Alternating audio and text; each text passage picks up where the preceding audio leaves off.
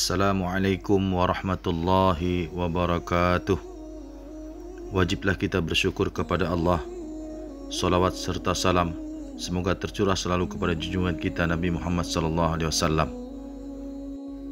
Kali ini kita akan membahas sejarah pertempuran Uhud. Pertempuran Uhud adalah pertempuran yang pecah antara kaum muslimin dan kaum kafir Quraisy yang terjadi pada 7 Syawal tahun 3 Hijriah. Pertempuran ini terjadi kurang lebih setahun setelah pertempuran Badar. Tentara Islam saat itu berjumlah 1.000 orang, namun dihasut oleh Abdullah, pimpinan kaum munafikin dari Madinah, sehingga kaum munafik saat itu mundur dari medan perang yang berjumlah 300 orang.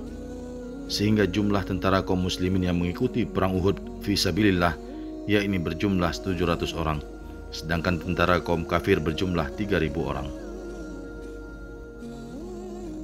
Tentara Islam dipimpin langsung oleh baginda Nabi Muhammad SAW dan diikuti oleh para sahabat, di antaranya Ali bin Abi Thalib, Hamzah bin Abdul Muttalib, Mus'ab bin Umar, Abdullah bin Jubair, Munzir bin Am, Zubair bin Awam, dan Ubadah bin As-Samit.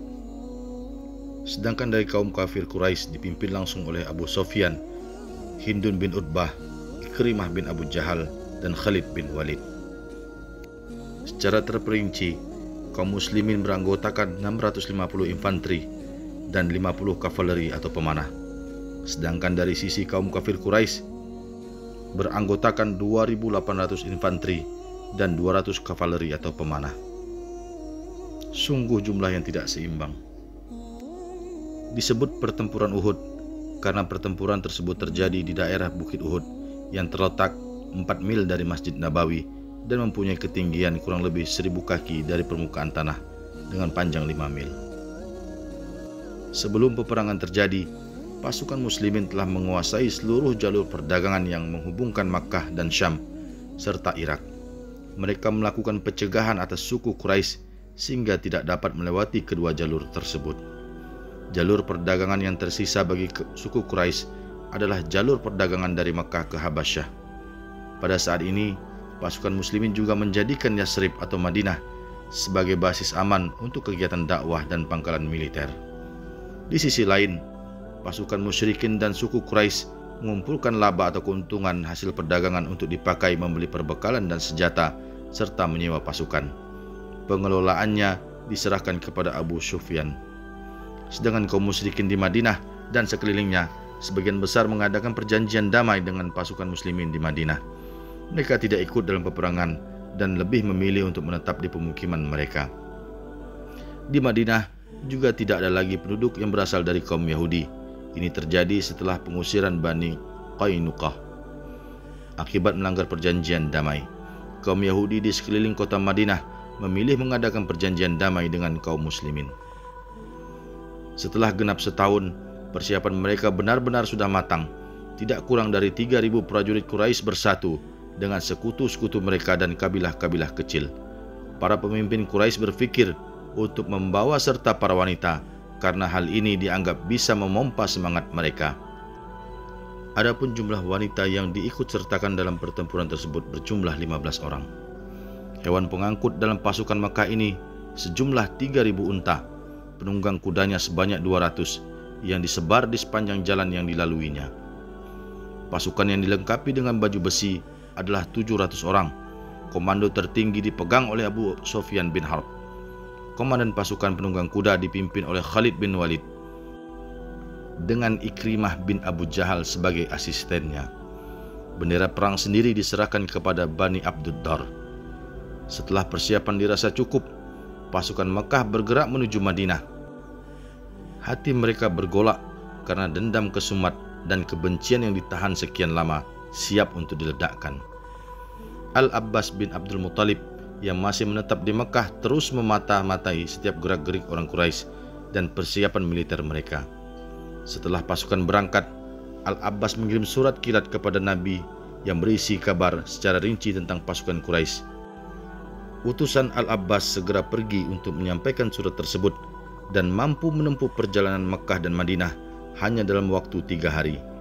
Dia menyerahkan surat itu ketika Rasulullah SAW saat beliau sedang berada di Masjid Quba. Beliau menyuruh Ubay bin Ka'ab untuk membacakan surat itu dan memerintahkan agar dirahasiakan. Kemudian beliau kembali ke Madinah lalu memusyawarahkan permasalahannya dengan para pemuka Muhajirin dan Ansar. Madinah dalam keadaan yang siaga satu, tak seorang pun lepas dari senjatanya. Sekalipun sedang sholat, mereka tetap dalam keadaan siaga untuk menghadapi segala kemungkinan yang bakal terjadi.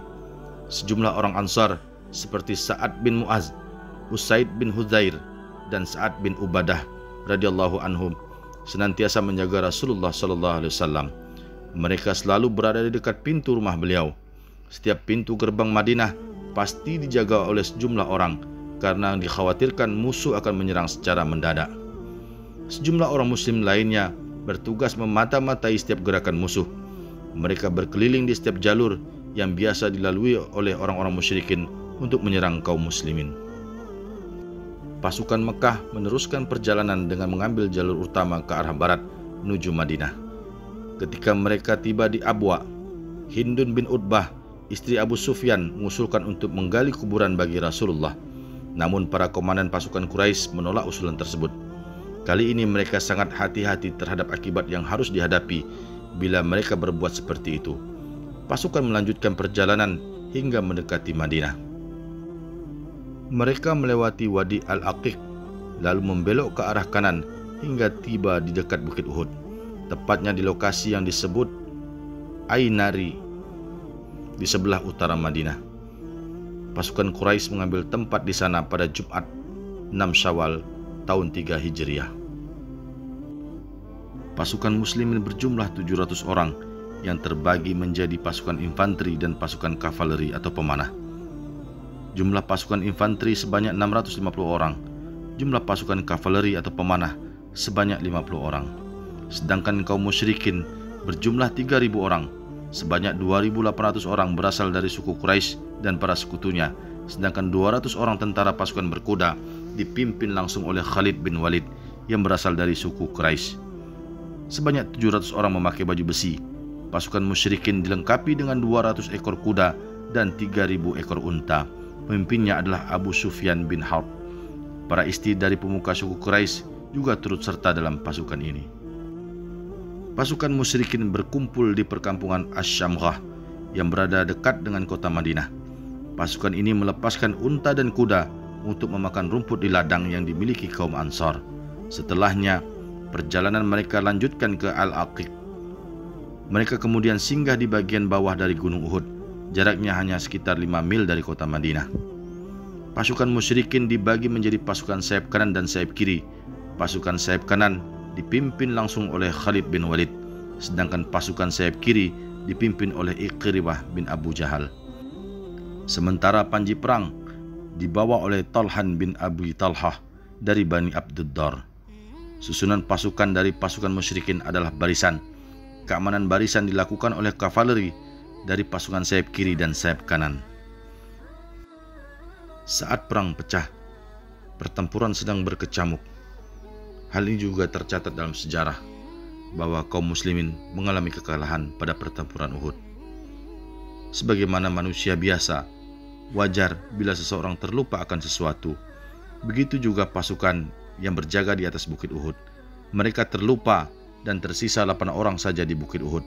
Dan akhirnya sebanyak 62 muslim turun ke lembah untuk mengambil hak pemenang perang. Melihat banyak pasukan dari pihak Islam yang meninggalkan pos di atas bukit, Khalid bin Walid memerintahkan pasukan kafir yang tersisa untuk berbalik kembali dan menyerang pasukan muslim. Pos di atas bukit direbut oleh kaum kafirin dan pasukan Islam yang tersisa di sana dibunuh, termasuk paman Nabi Muhammad SAW, yaitu Sayyidina Hamzah radhiyallahu an. Dari sejarah pertempuran Uhud di atas, di mana kaum muslimin mengalami kekalahan, dapatlah ditarik kesimpulan dan pelajaran bahwa pentingnya persatuan dan mengikuti perintah dari Nabi Muhammad SAW. Jazakumullah khairan katsir. Assalamualaikum warahmatullahi wabarakatuh.